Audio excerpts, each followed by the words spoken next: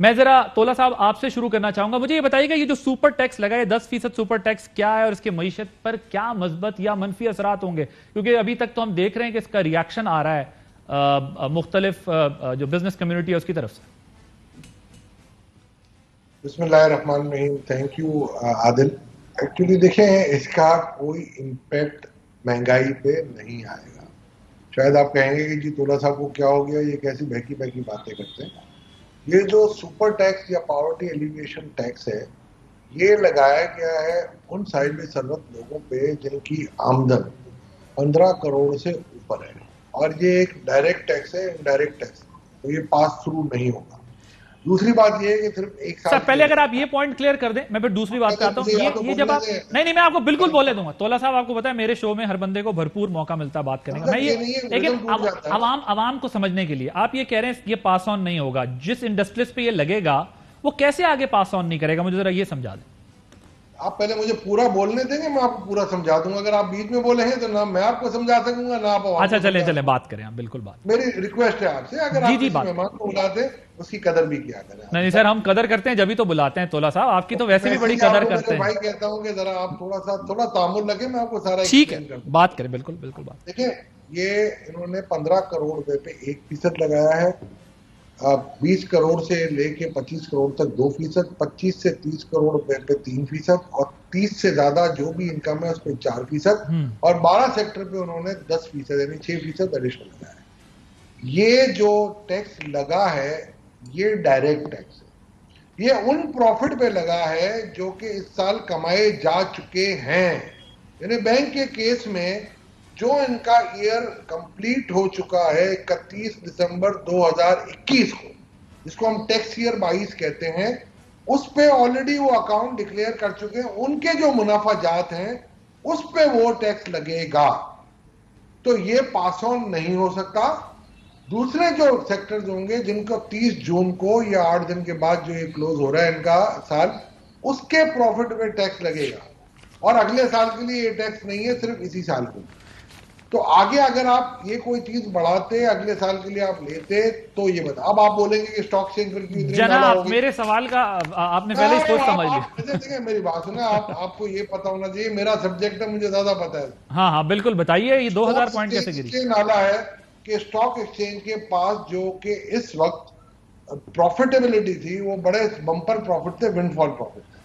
उनका ये ख्याल था कि इस मरतबा बहुत ठीक ठाक किस्म के हमें डिविडेंड मिलेंगे, और वो डिविडेंड अब इनको इतने नहीं मिलेंगे बिकॉज कि आपका ज्यादा टैक्स चला जाएगा। जैसे आपने कहा ना कि 50% तक पहुंच जाएगा, बैंकों के केस में ये ऑब्वियसली 49% जाएगा। बाकी दूसरी जो 12-11 सेक्टर रह जाते हैं उनके केस में ये 39% होगा, और बाकी जितने भी सेक्टर्स होंगे या इन सेक्टरों को जो कवर नहीं करेंगे उनका 29.33 होगा। ये डायरेक्ट टैक्स है।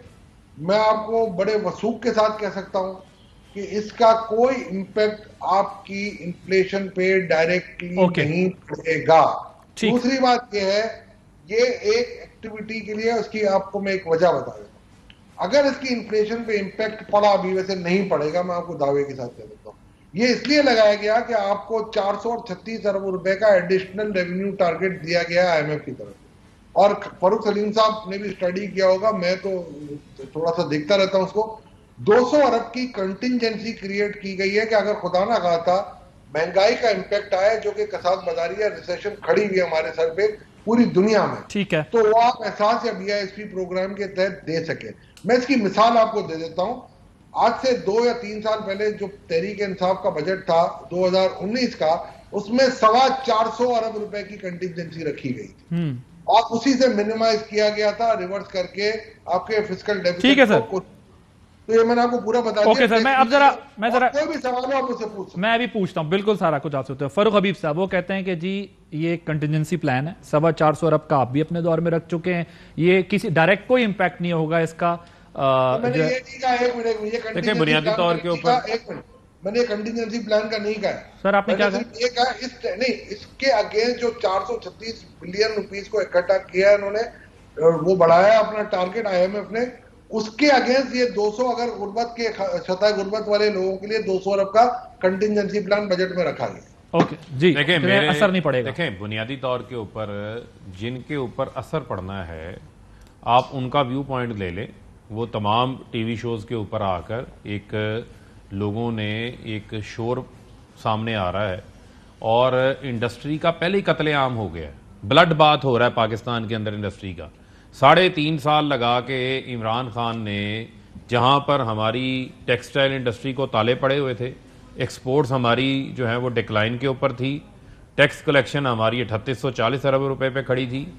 इमरान खान ने कोरोना भी फेस किया, इमरान खान ने टड्डी दिल भी फेस किया, सुपर प्राइस हाइक्स आलमी मार्केट में दुनिया में जो आई वो भी फेस की, अफगानिस्तान के हालात भी फेस किए। इसके बावजूद आपकी यही कॉर्पोरेट सेक्टर ने रिकॉर्ड प्रॉफिट्स भी शो किए। आइंदा साल में आप देख लें कि आपकी पहले ही इंडस्ट्री की जो सेल्स हैं स्लो डाउन हो गई। सीमेंट सेक्टर आपका 16% उसकी सेल्स नीचे जा चुकी हैं। 70 रोज के अंदर जो सरमायादार है, बिजनेसमैन है, उसका कॉन्फिडेंस ऐसा शैटर हो चुका है कि इस हुकूमत का पता ही नहीं है। जब मुफ्ता ने पहले दिन बजट पेश किया उसके अंदर तो इस टैक्स का जिक्र ही कोई नहीं था।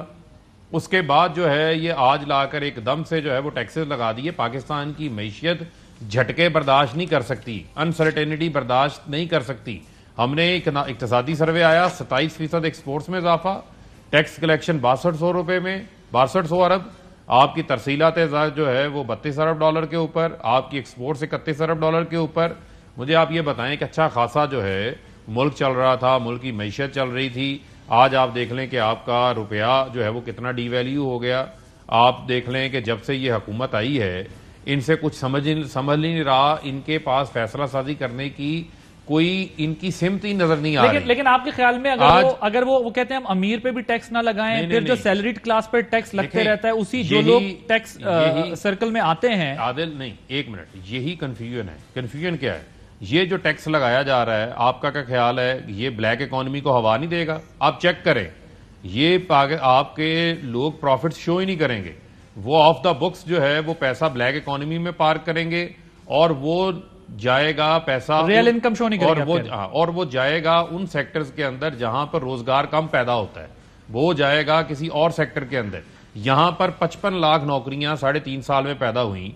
आज जो हमने टर्फ दिया था 450 अरब का, उससे धड़ाधड़ फैक्ट्रियां लग रही थी। फैसलाबाद से आज मुझे मैसेज आ रहे हैं किसी ने 3000 मजदूर फारिग कर दिए हैं, किसी ने 5000 फारिग कर दिए हैं टैक्स। और ये 70 रोजा सारी सूरत हाल के दौरान। आपके ख्याल में आप देखें, आप उन सेक्टर्स से पूछें जिनके ऊपर ये जिससे गुजर रहे हैं लगा है, जो मुश्किलात से गुजरे, क्योंकि 45% आपकी बिजली महंगी हो गई, 45% आपकी गैस महंगी हो गई, कॉस्ट ऑफ डूइंग बिजनेस पहले लोगों का बढ़ गया है। जो किसान है, डीजल महंगा होने से किसान अपनी फसल काश्त नहीं कर पा रहा चावल की प्रॉपर, उसकी आमदन में भी कमी हो जाएगी। ठीक है, ओवरऑल जो महंगाई है जिसकी वजह से आप कह रहे हैं इम्पैक्ट है, ऊपर से आप ये कहते हैं इंडस्ट्री से टैक्स डल गया और इस वजह से इंडस्ट्री तबाह हो जाएगी। ओवरऑल आज एसपीआई आया, फरूख साहब आपके ख्याल में क्या? आज एसपीआई आपकी 28% के ऊपर खड़ी है, मजमूई महंगाई आपकी 28% के ऊपर खड़ी है। ये कैसे मुल्क चलेगा?